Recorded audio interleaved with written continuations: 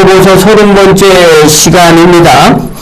기도 요청을 하라라는 제목으로 하나님 말씀 증거하도록 하겠습니다. 오늘은 야고보가 여러 가지 어려운 상황 가운데 있는 성도들에게 당부하는 내용들이죠. 고난당한 사람들이 있으면 지난 시간에 기도하라. 즐거워하는 사람이 있으면 찬송하라. 그 다음에 병든 자는 장로들을 청하라. 그리고 청해서 기도하라. 기도는 낫게 하는 능력이 있다라고 말씀하는 내용이 오늘 본문의 내용입니다. 제가 이 본문을 묵상하면서 드는 생각이 있었어요. 병든 자는 장로들을 청하고 그들은 기름을 바르고 기도하라는 거예요. 이거는 명령이거든요. 그러면서 믿음의 기도는 병든 자를 낫게 한다는 겁니다. 제가 궁금한 게 이 부분이었어요. 왜 병든 자를 장로들에게 청하라고 했는가? 병든 자는 왜 장로들에게 청하라고 했는가? 또 그들은 왜 기름 바르고 기도를 해주라고 했는가? 여러분 이유가 있지 않겠어요? 믿음의 기도는 병든 자를 낫게 하기 때문에 그렇게 하는 거라고 얘기합니다. 그래서 아픈 사람은 기도 요청을 하라는 겁니다. 맞습니다. 그러나 또 다른 의미가 그 안에 있지 않을까 하는 생각을 갖게 됐어요. 오늘은 그것을 좀 나누려고 합니다. 여러분 이번 코로나로 인해서 교회가 온라인 예배를 드리게 됐습니다. 교회들마다 걱정들이 많이 있습니다. 그러나 앞으로 빠르면 2주, 길어도 특별하지 않은 이상은 한 달 정도 되면 우리가 방역수칙을 지키면서 대면 예배를 하지 않을까 그렇게 조심스럽게 생각을 해봅니다. 근데 며칠 전에 기독교 신문에 코로나로 인해서 예배를 어떻게 드리는 건지 그리고 성도들이 어떤 마음을 갖고 있는지에 대한 설문조사한 게 있습니다. 그걸 보면요. 첫 번째 사진을 보면 코로나 이후의 신앙생활에 가장 어려운 점이 무엇이라는 질문을 했어요. 그러니까 거기에 나오는 게 뭐냐? 사회적 위기에 대처하는 교회의 모습에 대한 의문과 실망. 어려운 문제가 딱 불거졌는데 교회가 대처하는 모습에 실망스럽고 의문스러웠다. 이게 55%가 돼요. 그러니까 교회가 우왕좌왕하는 모습을 지금 보이고 있는 겁니다. 또 대면 활동의 제약으로 인한 교회 활동의 위축. 이게 29% 두 번째입니다. 세 번째로는 교회를 적대시하는 사회적인 분위기. 이 분위기는 한 8% 정도 됐어요. 그리고 재난과 기타 위기 상황을 설명할 수 있는 신앙적 대답의 부재. 이게 한 5% 정도 되고 나머지 기타 이렇게 나왔어요. 그러니까 코로나 이후의 신앙생활에 교인들이 정말 어려워하는 게 뭐냐면 왜 교회가 우왕좌왕할까? 그 다음에 우리 성도들 간의 대면을 통해서 교제를 나눠야 되는데 이 부분이 걱정이다. 이렇게 생각을 하는 거예요. 오히려 교회를 적대시하는 사회적 분위기는 크게 염려하지 않더라는 거예요. 좀 다소 의아스러운 모습이죠. 두 번째 항목이 있었어요. 포스트 코로나가 지나간 후에 교회가 가장 신경 쓰고 보완해야 될 점이 어딘가? 교인들이 생각하는 거예요. 우리랑 좀 같은지 한번 볼 필요가 있어요. 첫 번째가 뭐냐? 사회와의 긴밀한 소통, 섬김, 봉사를 해야 된다.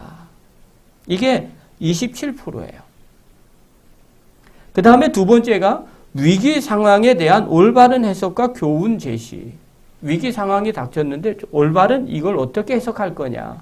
그리고 어떻게 교훈을 제시할 거냐 하는 게 25%. 거의 차이가 없어요. 27%, 25%. 그 다음에 세 번째, 변화에 적응하는 새로운 운영과 혁신이 필요하다. 옛날처럼 계속 하는 게 아니라 변화가 좀 필요하지 않느냐. 그런 운영하는 모습이 우리 신앙인 안에, 교회 안에 있어야 되지 않느냐. 이게 22%. 거의 비슷해요. 네 번째가 예배를 비롯한 신앙의 기본기를 회복해야 되지 않느냐. 이게 22%예요. 그러니까 지금 이 네 가지가 거의 우열을 다루지 못할 정도로 네 가지가 팽팽하게 맞서 있는 거예요. 세상에 섬김, 봉사가 필요하다. 세상과 소통이 좀 필요하다가 27%. 위기 상황의 올바른 해석, 도대체 이 코로나 이 위기를 어떻게 해석하고 어떻게 교훈을 제시할 거냐. 이게 좀 부족하다가 25%. 변화에 대한 새로운 운영이 필요하지 않느냐. 그게 22%. 그리고 성도들에 대해서 예배에 대한 신앙의 기본기를 다시 회복해야 되지 않느냐. 그게 22%예요. 우리가 이 네 가지가 팽팽하게 맞서고 있다는 것은 우리가 이 부분을 좀 깊이 생각해 볼 필요가 있는 거죠. 그 다음에 제가 본 항목은 이제 세 번째 항목이에요. 이 세 번째, 온라인 예배에서 가장 예배같이 느껴지지 않는 아쉬운 지점은 어디인가? 이 부분이에요. 그런데 첫 번째가 뭐냐? 만남과 교제라는 부분 무려 70%예요.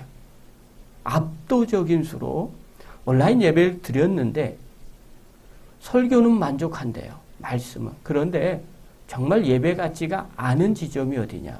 이건 문제가 있다라고 하는 게 만남과 교제 70%예요. 그 다음에 성찬이 27%. 그 다음 세 번째가 찬양이 23%. 아마 집에서 혼자 찬양하니까 찬양의 은혜가 안 되는 것 같아요. 그 다음에 헌금이 11%, 기도가 8%, 설교가 4%, 기타 4%. 그러면서 핵심이 뭐냐? 예배를 드리면서 정작 무언가 빠졌다고 생각하는 그것이 압도적으로 많은 것이 만남과 교제라는 거예요. 그게 바로 70%. 우리가 깊이 생각해 주는 대목이에요. 예수님을 여러분 믿고 구원함을 받는다는 것, 그건 개인의 구원이에요. 실제로 우리가 예수님을 믿고 구원함을 받습니다. 그런데 신앙생활은 이 땅에서 그걸로 만족하는 게 아니라는 거예요. 이 땅에서 혼자 구원받지만 이 혼자는 다른 사람에게 영향을 주고받는다는 거죠.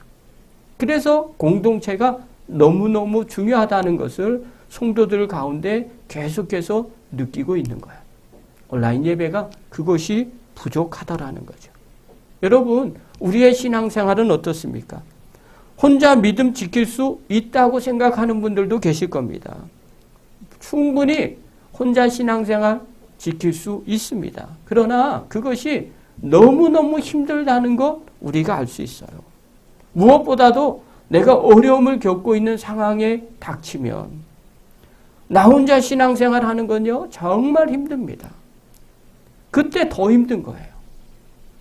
주변에 아무도 신앙생활 하는 사람이 없다면, 도와줄 사람이 아무도 없다면 그것만큼 힘든 게 없다는 거예요. 이번 주 화요일 날 저희 교회 한 성도님이 전화가 왔어요. 한 주 전에 제가 보통 한 주마다 통화를 하는데 몸이 안 좋아져서 당뇨가 있어서 병원에 입원을 해야 되는데 혈관이 좀 이렇게 안 돌아가서 발가락을 좀 절단을 할 수밖에 없는, 새끼발가락을 절단할 수밖에 없는 그런 상황이 되었다고 이야기를 해요. 그래서 수술하기로 했습니다. 전화가 온 거예요. 전화상으로 위로해주고 또 기도해 주었습니다. 그리고 지난주 화요일 날 전화가 다시 또 왔어요. 수술을 했대요. 그런데 염증 수치가 많아서 수술한 부위를 봉합을 안 했다는 거예요. 그리고 지켜보자는 거죠. 그리고 전화가 온 건데 그 부분을 봉합을 했다는 거예요. 오늘 아침에 봉합을 했다는 거예요. 그리고 전화가 온 거예요. 제가 이 전화를 곱씹어 봤어요. 처음에 전화가 왔을 때 화요일 날 오고 발가락을 절단을 했는데 아직 봉합을 안 했고 염증 수치가 높아집니다. 의사가 이야기하기를 잘못하면 다른 발가락도 자를 수 있다는 이야기를 합니다. 그러면서 그냥 전화했어요. 이렇게 하는 거예요. 그리고 난 뒤에 목요일 날 다시 전화가 왔어요. 제가 수요일 날 새벽 기도 시간에 여러분에게 기도 좀 부탁을 드렸어요. 그리고 문자도 보냈죠. 목요일 날 다시 전화가 왔어요. 전화가 와서 오전에 이 봉합 수술한 그 부분이 오늘 의사가 봉합을 했다는 거예요. 그래서 그러면 어떻게 되는 거예요? 그러니까 뭐 잘 되겠죠. 그래서 그냥 보고 드리려고 전화했습니다. 그렇게 이야기를 하는 거예요. 그러면서 그 다음 이야기한 거예요. 퇴원하면 찾아뵙겠습니다. 예, 그러세요. 하고 전화를 딱 끊었습니다.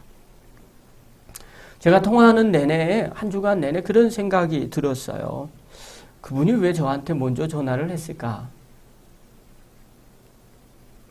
아마 두려워서, 걱정이 많아서 그러지 않았을까?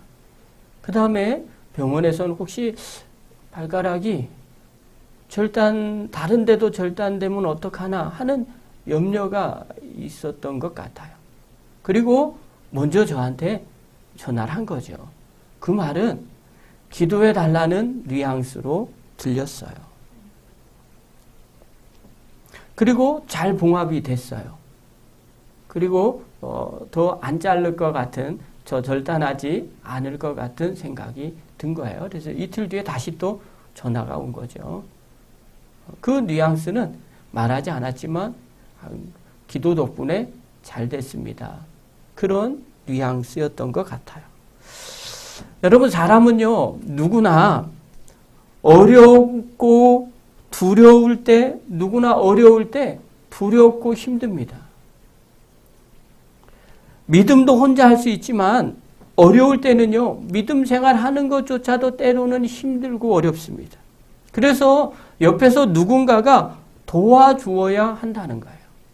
오늘 야고보는 그 부분을 이야기하는 거예요.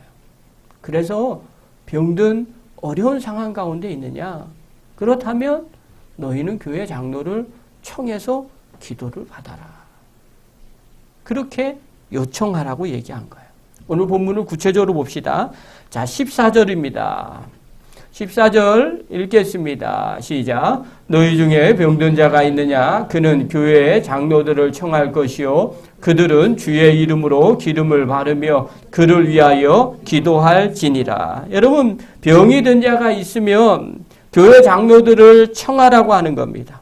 그리고 장로들은요, 반드시 주의 이름으로 기름을 바르고 그를 위해서 기도하라고 명령하는 거예요. 여러분, 이거는요, 2000년 당시의 상황은 오늘날처럼 의술이 발달되어 있지 않을 때입니다. 의약품도요, 민간요법 수준입니다. 결국 병들었다는 것은요, 대부분 죽게 되는 겁니다. 여러분, 죽음의 공포가 얼마나 큰지 아시잖아요. 얼마나 무서울까요? 여기서 기름이라는 것은요, 감람눈입니다. 즉 올리브 기름을 말하는 겁니다. 당시에는 이 기름은요, 식용품, 화장품, 그리고 장례용품으로 사용되었는데 의학용품으로도 사용됐어요. 이 기름이 의료용으로 사용된 거예요. 그래서 누가복음 10장 34절에 보면 이렇게 나와요. 선한 사마리아인 이야기 가운데 강도 만나서 상해를 입은 사람에게 치료해 주는 모습이에요. 자, 10장 34절 우리 한번 읽겠습니다. 시작.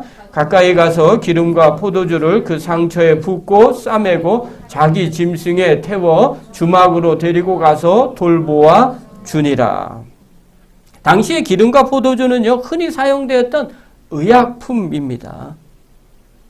그러면서 이렇게 하는 이유가 뭐냐? 야고보가 이야기를 하죠. 15절입니다. 읽겠습니다. 시작.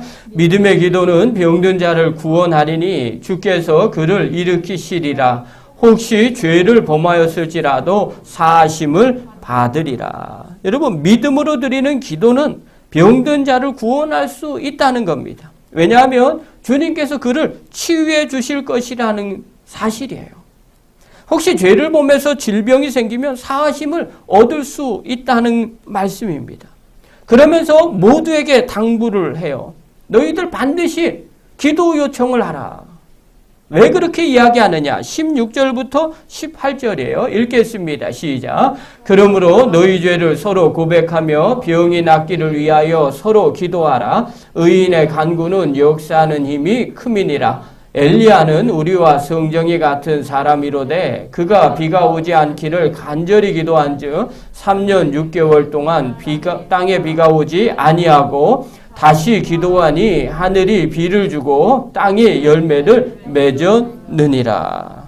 여러분, 죄가 있으면요, 서로 고백하고 병 낫기를 위해서 서로 기도하라.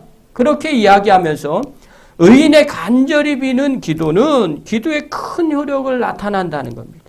어느 정도냐? 엘리야의 기도를 알지 않겠느냐? 너희들 듣고 있지 않느냐? 엘리야가 기도한 것처럼 그런 기도를 오늘 우리도 할 수 있다는 거예요. 자, 그러면 왜 야고보가 이렇게 병든 자에게, 장로들에게, 교인들에게 서로 기도하라고 말하고 있는지 이해가 가십니까? 1차원적으로는요, 질병의 시련에서 굴복해서는 안 된다는 거예요. 병들면요, 마음이 나약해집니다. 어려움을 겪으면 마음이 나약해집니다. 내가 힘들면 믿음에서 멀어질 수 있습니다. 불평과 원망이 나올 수 있습니다. 그러니까 그런 데서 절대로 굴복해서는 안 된다는 겁니다. 혼자 있으면 반드시 교회 장로들과 성도들이 함께 믿음의 기도를 하라는 거예요. 그래서 믿음이 멀어지지 않고 또 기도할 때 믿음의 기도는 치유의 역사까지 동반한다는 거예요. 어려움을 해결해 주시는 하나님의 능력이 있다는 거예요. 그러니까 반드시 너희들은 어려움이 생기면 기도 요청을 하고 함께 기도해서 응답을 받으라는 거예요. 사랑하는 성도 여러분, 우리가 신앙생활할 때 혼자 구원받을 수 있어요. 혼자 다 할 수 있어요. 그러나 어려움이 생기면 혼자 못합니다. 그때 내 옆에 동역자가 필요해요. 또 함께 기도하는 사람이 필요한 거예요. 그래서 성경에 보면요, 너 혼자 신앙생활 하라고 말하지 않습니다. 여러분, 예수님도 예수님의 제자들에게 당부해요. 너 이제 내 제자야? 그러니 너 자부심을 갖고 너 혼자 멋지게 신앙생활 잘해봐. 그렇게 말씀하지 않으세요. 그들에게도 얘기해요. 모여서 기도해. 함께 하기를 바란다. 그래서 제자들에게 마태복음 18장 18절부터 19절까지 이렇게 말을 합니다. 우리 한번 읽겠습니다. 시작. 진실로 너희에게 이르노니 무엇이든지 너희가 땅에서 매면 하늘에서도 매일 것이요 무엇이든지 땅에서 풀면 하늘에서도 풀리리라. 진실로 다시 너희에게 이르노니 너희 중에 두 사람이 땅에서 합심하여 무엇이든지 구하면 하늘에 계신 내 아버지께서 그들을 위하여 이루게 하시리라. 여러분, 두 사람이 땅에서 합심하여 기도하면 이렇게 말해요. 여기서 합심하다라는 단어는요, 쉼포네오라는 단어를 썼어요. 뜻이 뭐냐? 어떤 일을 의논하여 합의를 보는 것, 이런 뜻이에요. 그러니까 함께 마음을 합하여 기도하면 하나님은 응답을 하시겠다는 거예요. 여러분, 혼자서 다 한다고 생각했다면 굳이 이렇게 말씀하셨을까요? 이는 함께 기도를 드리라는 거예요. 아무리 어려움이 있다 하더라도 좌절하지 말고 함께 기도하면 내가 너희와 함께 하겠다는 약속입니다. 사랑하는 성도 여러분, 성도는요, 어려울 때일수록 함께 하셔야 됩니다. 성도는 어려움이 있을 때 함께 기도를 요청하고 함께 기도하는 사람들이 성도입니다. 힘들어도 믿음의 기도를 드릴 때 하나님은 그 믿음의 기도를 받으시고 우리에게 기도의 역사를 일으키십니다. 저와 여러분 힘들고 어려워도 함께 기도 요청을 해서 그 기도의 역사를 바라보는 믿음의 종이 되기를 간절히 축원합니다. 여러분, 신앙생활은요, 옆에서 같이 도와줘야 돼요. 이번 주에 성도 잡지를 칼럼을 읽었어요. 거기에 있는 내용이에요. 아프리카 산골 작은 마을에 복음이 들어와서 마을 사람 거의 모두가 예수를 믿게 되었습니다. 그들은 선교사가 가르쳐준 그대로 기도의 삶을 생활하기 시작했습니다. 그 마을 사람들이 마을에서 조금 떨어진 숲속에 저마다 자기의 기도처를 만들었습니다. 그리고 하루에 2번 이상 정기적으로 그 기도처를 찾아가 기도했습니다. 마을에서 그 기도처에 이르는 곳까지 여러 개의 기도길이 생겼습니다.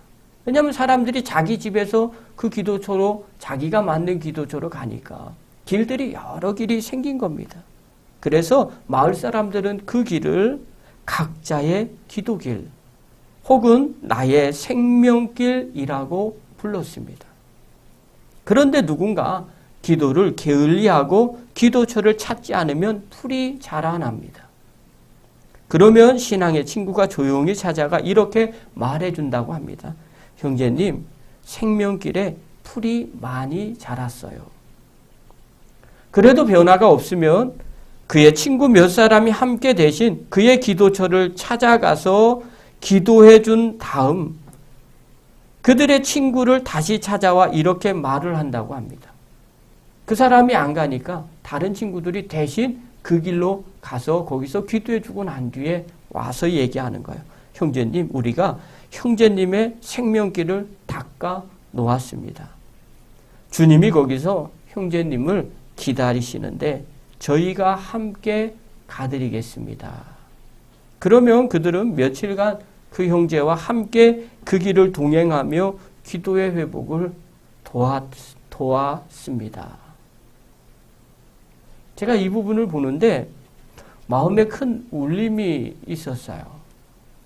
아, 이런 게 신앙의 모습이지 않을까. 그런 생각을 해본 거예요. 누군가가 멈춰 있으면 다른 옆에 있는 사람이 그 길을 가서 길을 닦아주고 거기서 또 기도해주고 또 그 사람과 이야기하고 같이 가기를 바라고 또 며칠 동안 같이 동행해주고 그리고 회복이 되면 스스로 또 갈 수 있게 해주는 그 모습 참 멋있는 것 같다라는 생각을 하게 됐어요. 그리고 제 자신을 뒤돌아 봤어요. 목사니까 나는 지금 이 코로나 시대에 대면 예배를 못 보고 온라인으로 예배 드리는데 우리 성도님들에게 이렇게 하고 있는가 정말 부끄러웠습니다. 그래서 마음에 다짐을 하나 했어요. 이번 주에 줌으로 내가 얼굴을 좀 봐야 되겠다. 그래서 남성속회를 1시 반에 하게 된 겁니다. 남성분들 제 마음을 아시고 1시 반에 꼭 들어와 주시기 바랍니다. 또 여성숙도 이번 주에 같이 제가 좀 참여를 했으면 좋겠습니다. 그래서 신방겸 그다음에 줌으로 같이 얼굴을 봤으면 좋겠습니다. 여러분, 인생길에 고난이 찾아올 때 서로가 붙들어주며 기도한다면 그건 정말 멋진 일일 것 같습니다. 또 누가 나도 고난 가운데 있을 때 그렇게 도와주는 사람이 있다고 생각하면 얼마나 마음이 흐뭇하겠습니까? 여러분, 성경에 보면요, 그렇게 위대한 바울도 함께 도와주고 기도하는 사람들이 있었어요. 그 사람들 때문에 바울이 된 거예요. 그래서 감사를 표합니다. 로마서 16장의 내용은요, 전부 다 그 감사의 내용이에요. 바울의 동역자들에게 한 사람 한 사람 전부 다 문안하라고 합니다. 거기에 보면요, 브리스길라에게 문안하라, 아굴라에게 문안하라, 에베네도에게 문안하라, 마리아에게 문안하라, 안드로니고에 문안하라, 유니아에게 문안하라, 암블리아에게 문안하라, 우르바누에게 문안하라, 스다구에게 문안하라, 아벨레에게 문안하라, 아리스도블로에게 문안하라, 헤로디온에게 문안하라, 나기수에 문안하라, 두루베나 두루보사에게 문안하라, 버시에게 문안하라, 루포와 그의 어머니에게 문안하라. 여러분, 이 외의 사람들도 전부 다 문안하라는 거예요. 여러분, 왜 이렇게 바울이 문안하라고 할까요? 바울에게 있어서 이들은 자신이 힘들고 어려울 때 함께 했던 동역자였기 때문에 그런 거예요. 이들 때문에 힘을 얻었고 이들 때문에 소망이 있었어요. 이들 때문에 오늘 자신이 있었던 거예요. 바울은요, 바울이 쓴 서신서 대부분에게는요, 교회에게 편지를 쓴 겁니다. 그러나 그의 앞이나 그의 뒤에 보면요, 그 편지 앞뒤에 보면 항상 그곳에 있는 동역자들을 문안하고 안부를 묻고 또 함께 해준 것에 대해서 고마워합니다. 여러분, 어려울 때 도와준다는 건 정말 힘이 나는 일이에요. 누군가가 내가 어려웠을 때 도와준 것, 이것만큼 더 큰 은혜도 없어요. 데살로니가전서 5장 25절부터 26절에 보면요, 이렇게 이야기를 합니다. 우리 한번 읽겠습니다. 시작. 형제들아, 우리를 위하여 기도하라. 거룩하게 입맞춤으로 모든 형제에게 문안하라. 특별히 여기에 쓴 표현이 거룩하게 입맞춤으로 문안하라는 거예요. 여러분, 거룩한 입맞춤이라는 것은 당시 유대인들의 풍습이었습니다. 이 거룩한 입맞춤은 어떤 의미냐면요, 나는 당신에게 해야 할 의도가 없습니다. 당신은 완전히 나의 친구입니다. 이런 뜻입니다. 그러니까 오늘 바울이 데살로니가 교인들에게 이렇게 편지를 쓴 내용들은 어떤 거냐면, 나는 정말 당신에게 너무 도움을 받았어요. 정말 당신은 나의 친구입니다. 이렇게 이야기할 때 사용한 거예요. 그런데 이런 입맞춤을요, 나쁘게 사용한 사람도 있어요. 성경에 보면 우리가 다 아는 겟세마네 동산에서 예수님을 팔 때 예수님의 제자 가룟 유다가 이렇게 예수님을 팔았어요. 마태복음 26장 48절 49절 우리 한번 읽겠습니다. 시작. 예수를 파는 자가 그들에게 군호를 짜 이르되 내가 입맞추는 자가 그이니 그를 잡으라 한지라. 곧 예수께 나와 랍비여 안녕하시옵니까 하고 입을 맞추니. 같이 3년 동안 지냈던 제자가 나는 당신을 해야 할 의도가 없습니다. 나는 당신의 영원한 친구입니다. 그러고 팔아버린 거예요. 아이러니하죠? 그 사인을, 거룩한 입맞춤을 배반의 입맞춤으로 바꿔버렸어요. 예수님이 이걸 먼저 다 알고 계셨어요. 여러분, 이 거룩한 입맞춤을 하는 그때 예수님의 마음이 어땠을까요? 정말 믿었던 사람들에 대한 배신일 수도 있겠죠. 그런데 바울은요, 데살로니가 교회에게 이렇게 거룩한 입맞춤으로 문안하라고 합니다. 이유가 있어요. 바울이 데살로니가 교회에 가서 처음에 회당에서 복음을 전했어요. 그리고 잠시 머문 집이 아손의 집이었어요. 거기가 데살로니가 교회가 됐어요. 한 2주 정도 거기서 머물러 있었거든요. 근데 유대인들이 소동을 해서 바울을 도와준 야손을 잡아갑니다. 그리고 매를 쳐요. 아니, 바울을 잡아가면 되는데 바울을 안 잡아가고요, 야손을 잡아가는 거예요. 그리고 매를 치는 거예요. 그리고 보석금을 내고 석방을 합니다. 근데 석방 조건이 뭐냐면 바울을 보내라는 거죠. 야손이 처음에 바울을 내보내질 않아요. 내가 죽는 한이 있더라도 그렇게 못하겠다는 거예요. 근데 바울이 먼저 이야기를 해요. 내가 가야 되겠다. 그리고 베레아로 갑니다. 바울에게 있어서 데살로니가 교인들은 눈을 감으면 눈물이 나는 그런 성도예요. 그러니까 여기에다가 거룩한 입맞춤으로 문안하라라고 얘기하는 거예요. 왜요? 그가 어려울 때 자기의 목숨과도 바꿀 만큼 그렇게 사랑했던 사람들이었기 때문에 그래요. 여러분, 그러니 바울이 어떻게 그를 잊어버릴 수 있었겠어요? 그러니까 거룩한 입맞춤으로 문안하라는 거예요. 여러분, 성도들은 그런 거예요. 어렵고 힘들 때 함께하는 사람들이 성도입니다. 힘들어도 함께 가는 사람들이 성도입니다. 어려움을 겪고 있다면 기도 요청을 하십시오. 옆에서 함께 있는 사람들이 바로 믿음의 성도들이에요. 그리고 그 사람들이 함께 도와줄 때 성도들 가운데 연약한 질병 때문에, 문제 때문에 힘들어하는 사람들이 새 힘을 얻게 되는 겁니다. 그리고 함께 하나님 나라를 이루어가고 마지막 주님 앞에서는 그날까지 함께 동행하면서 걸어가는 거예요. 오늘 야고보는요, 그 부분을 이야기하는 거예요. 병든 자가 있느냐? 낙심하지 말라. 좌절하지 말라. 반드시 장로들 청해서 기도하라. 그리고 서로 기도해 줘라. 믿음의 기도는 역사하는 힘이 크니라. 엘리야도 그렇게 기도했다. 사랑하는 성도 여러분, 어려움 가운데 있는 영혼들이 있습니까? 서로 요청하십시오. 또 기도 요청을 받은 사람들이 있습니까? 힘을 다해서 기도해 주셔서 함께 힘을 얻고 함께 하나님 나라를 이루어가는 믿음의 종이 되기를 간절히 축원합니다. 하나님은 그때나 지금이나 동일하신 분이에요. 우리가 이 마음을 갖고 있을 때 하나님은 우리의 이 마음을 통해서 하나님의 역사를 일으키십니다. 저와 여러분이 그 일을 이루어가는 믿음의 거룩한 종들 되기를 간절히 축원합니다. 기도하겠습니다. 거룩하신 하나님 아버지 은혜를 감사드립니다.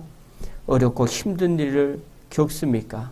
좌절하고 낙심하고 어려워하지 않게 하시고 기도 요청을 통해서 함께 기도하며 하나님의 역사하심을 바라보며 한 걸음 한 걸음 믿음의 길을 걸어나가는 하나님의 거룩한 백성들이 다 되게 하여 주시옵소서. 특별히 안성열림교 모든 성도들 어려움 가운데 있는 영혼들이 있습니까? 기도 요청을 통해서 서로 기도하게 하시고 한 공동체 의식을 갖게 하시고 힘을 얻고 하나님 나라를 위해서 애쓰고 수고하는 저희들 되게 하여 주셔서 마지막 주님 앞에 서는 그날에 모두가 다 하나님 앞에 칭찬 듣는 믿음의 성도들로 만들어 주시옵소서. 예수님의 이름으로 감사하며 기도하옵나이다.